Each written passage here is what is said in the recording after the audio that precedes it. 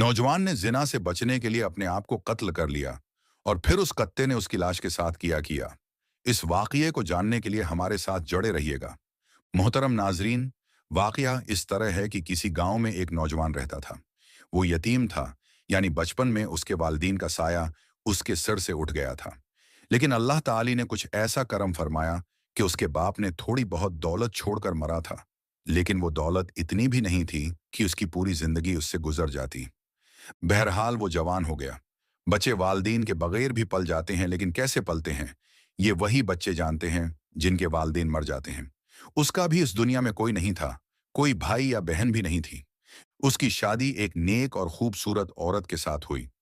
उसे अपनी बीवी से बेपनाह मोहब्बत थी, क्योंकि इस दुनिया में वाहिद वही औरत थी उसके साथ, और कोई भी रिश्तेदार नहीं था। उससे अपनी बीवी से जरूरत से ज्यादा इल्फत और मोहब्बत थी।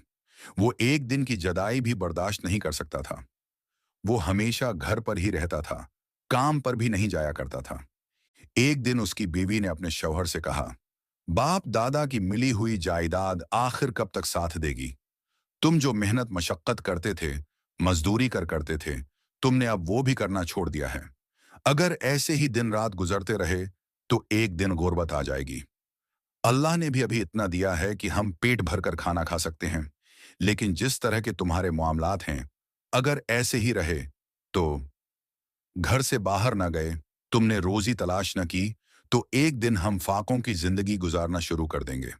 उसके शौहर ने कहा, क्या करूं? तुम्हारी जदाई और तुम्हारी मोहब्बत मुझे बाहर नहीं जाने देती। मेरा दिल ही नहीं करता कि तुम जैसी खूबसूरत और प्यारी और भोली भाली बीवी को अकेले छोड़कर मैं कहीं बाहर चला जाऊं। तुम्हारे बगैर मैं कहीं भी नहीं रह पाऊंगा। उसकी बीवी ने कहा, जमाने का यही दस्तूर है, मर्द को बाहर निकलना ही पड़ता है, रोजी रोटी तलाश करना पड़ता है। तुम्हें घर से बाहर जाना होगा। तुम्हारे जैसा ख्याल अगर हर किसी मर्द का हो जाए तो भला दुनिया कैसे चलेगी? अगर घर में आप बगैर काम किए दाना पानी आता रहे तो इस तरह तो हर कोई अपने घर में ही बैठ जाएगा। कोई भी मेहनत मुशक्कत नहीं करेगा, और ये दुनिया के दस्तूर के खिलाफ है। तुम्हें बाहर निकलना पड़ेगा। मगर उसका शौहर किसी भी सूरत में घर छोड़कर जाने के लिए तैयार नहीं था। उसकी बीवी ने एक दिन एक तरीका सोचा। उसने कहा, मैं यहाँ पर बहुत ही ज्यादा परेशान हूँ, और मेरी ख्वाहिश है कि तुम अगर वाकई मुझसे मोहब्बत करते हो, मेरे लिए कम से कम 1 साल के लिए तुम इस गांव को छोड़ दो। ये सुनते ही वो नौजवान कहने लगा, मैं तुम्हारे बगैर कैसे रह सकता हूँ?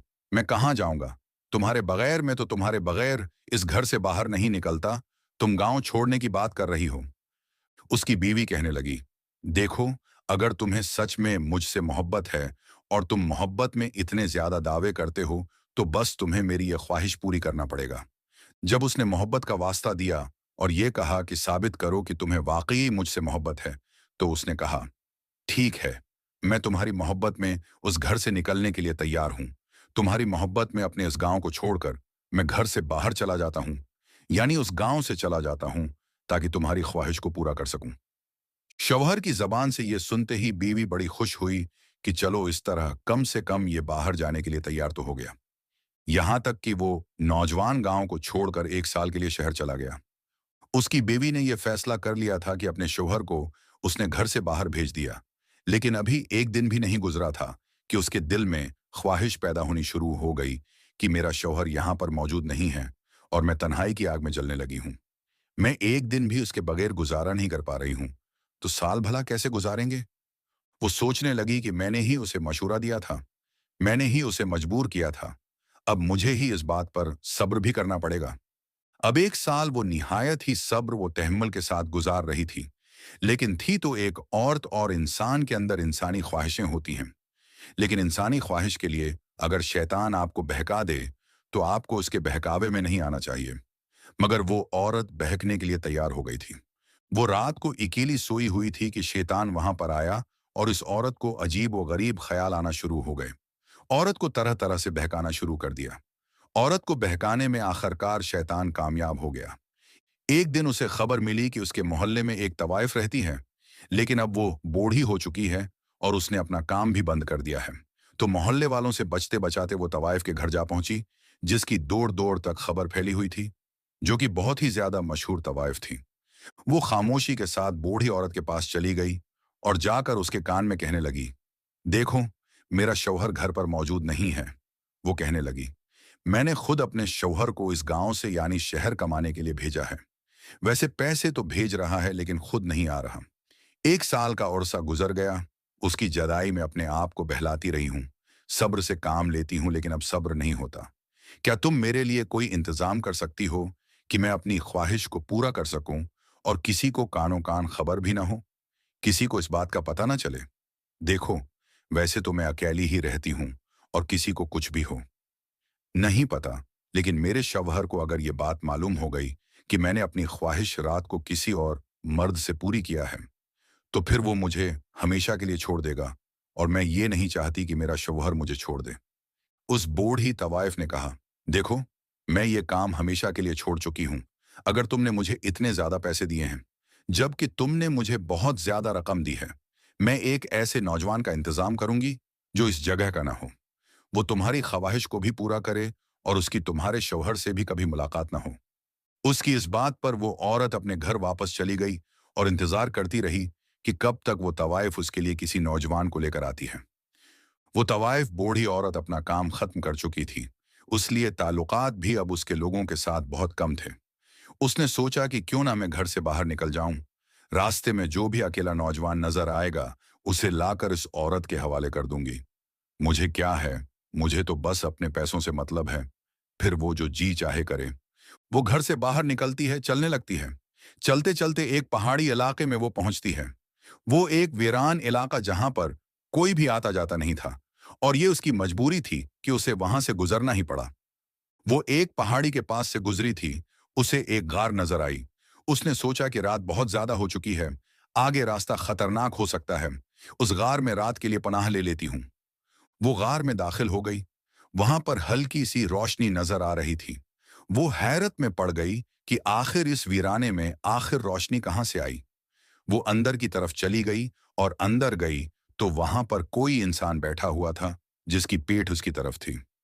वो खामोशी से उसके पास गई और उसे आवाज देकर कहने लगी, सुनो, तुम कौन हो और उस वीराने में यहां अकेले क्या कर रहे हो?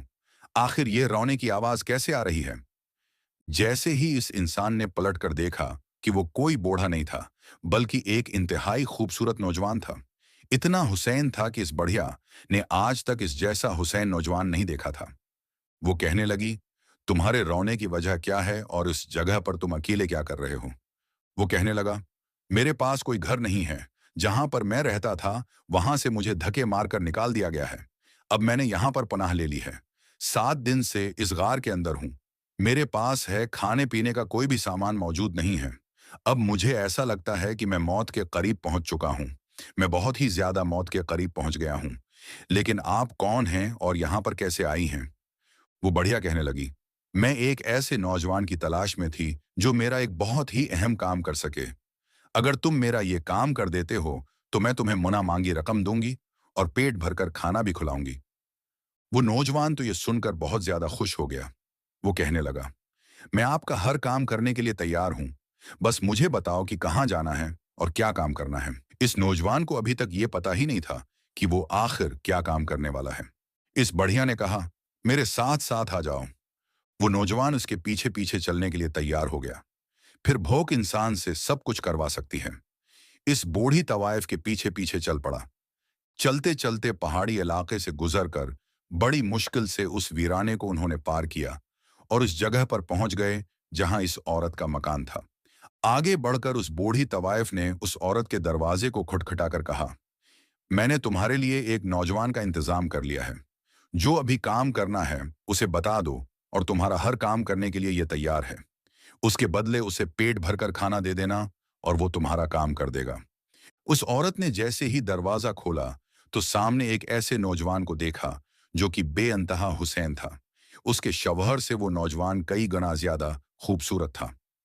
औरत ने बढ़िया की तरफ देखकर कहा, वाह, बहुत ही जबरदस्त काम किया है तुमने। मैं तुम्हें तुम्हारी मनचाही रकम दूंगी। और नौजवान, क्या तुम अंदर आना पसंद करोगे?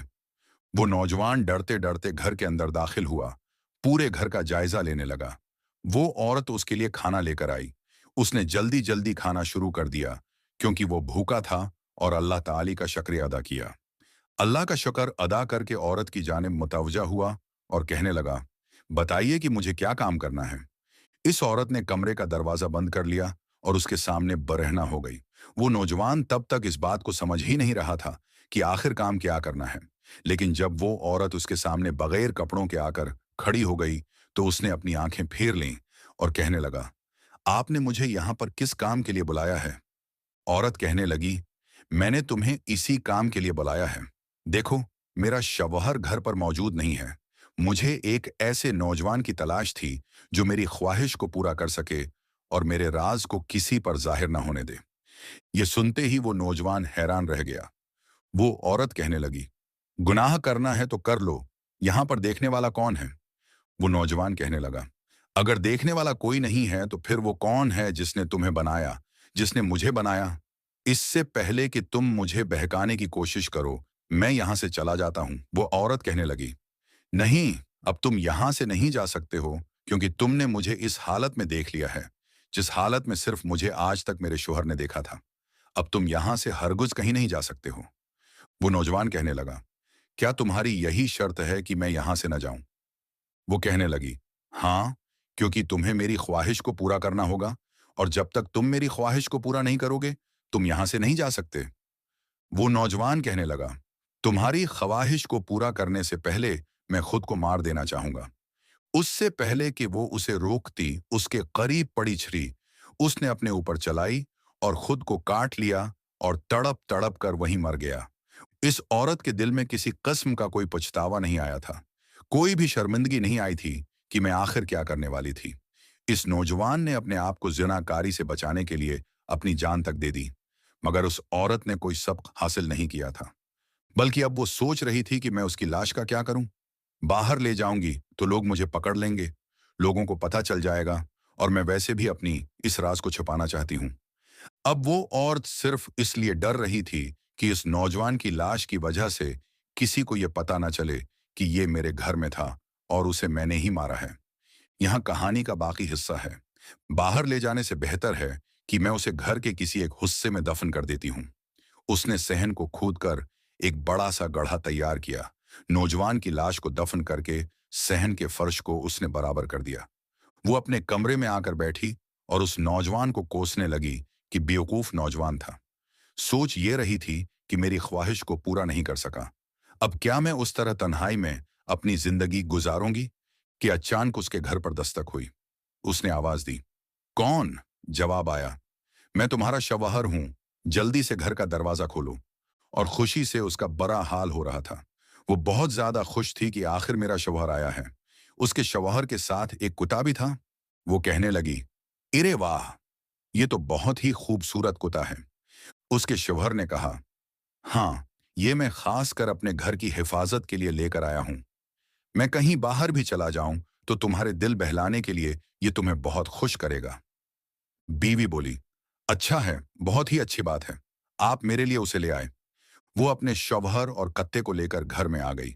वक्त गुजरता रहा। घर की उसकी जिंदगी तौर पर बहुत अच्छी गुजर रही थी। उसने सोचा कि यही है कि मैंने किसी के साथ बदकारी नहीं की, वरना बुला वजह मुझे उस बदकारी को हमेशा के लिए छुपाना पड़ता।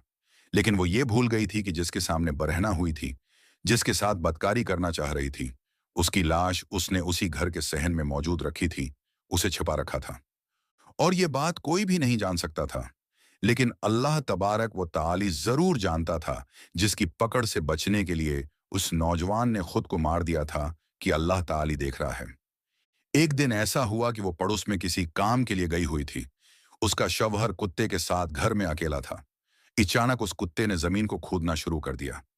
उसका शवहर कुत्ते को जमीन को खोदता देखकर बहुत ज्यादा हैरान था कि आखिर ये कुत्ता कर क्या रहा है। कुत्ता जमीन को यूं ही खोदता जा रहा था। खोदते खोदते जब वहां से उसने मिट्टी हटा ली, तो देखा कि अंदर बोरी थी और बोरी में कोई चीज लपटी हुई थी। उसके शौहर की जब नजर उस कित्ते पर पड़ी कि उसने जमीन से कुछ निकाला है, वो बहुत जल्दी से भागा और कहने लगा, अल्लाह रहम करें, ये इस घर के हिस्से में ये क्या बला है।